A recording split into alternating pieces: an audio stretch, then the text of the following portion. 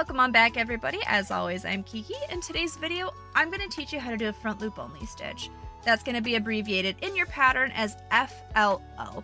Let's get to it. So when you do a regular single crochet, you would take your hook and go through and you work through both sides of your work here. So the braid continuously goes over your hook. If you're going to be doing a front loop only, you're going to go in just to that loop, so you split your braid in half.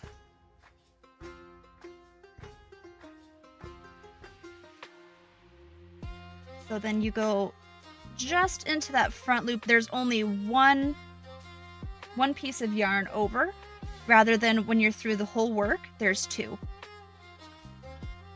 So just go through, grab onto that front loop, and then you work your single crochet, half double crochet, whatever the pattern calls for.